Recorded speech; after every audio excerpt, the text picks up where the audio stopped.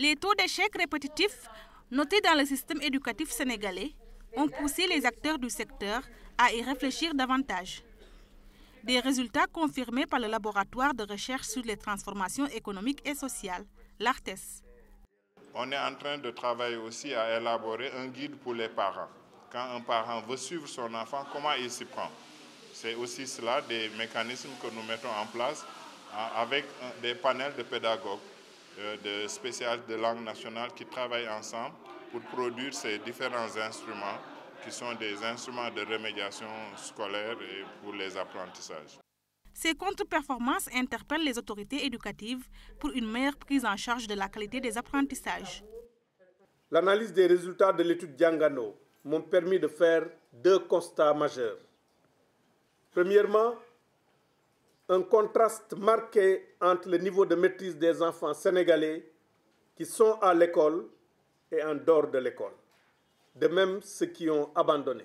Deuxième constat, une forte disparité dans la distribution des résultats avec une prédominance des zones urbaines sur celles rurales, des garçons sur les filles, des milieux défavorisés sur ceux déshérités.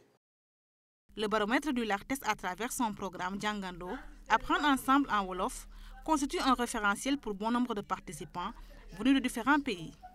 Et pourquoi pas ne pas s'inspirer de l'expérience sénégalaise du laboratoire?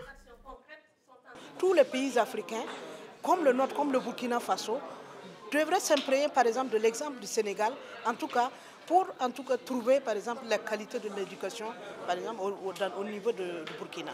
Si on n'a pas quand même des enseignants, des instituteurs, formés et intéressés, les résultats seront nécessairement moindres. Et c'est là où nous voudrions, nous Mauritaniens, développer avec nos frères sénégalais une réflexion pour partager leur expérience, leur faire part aussi de notre petite expérience.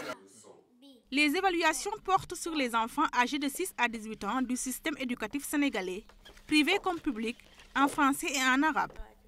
Pour 2015, l'ARTES vise à terme 15 000 ménages, contre 10 000 et 5 000, respectivement pour les deuxième et première phases du programme.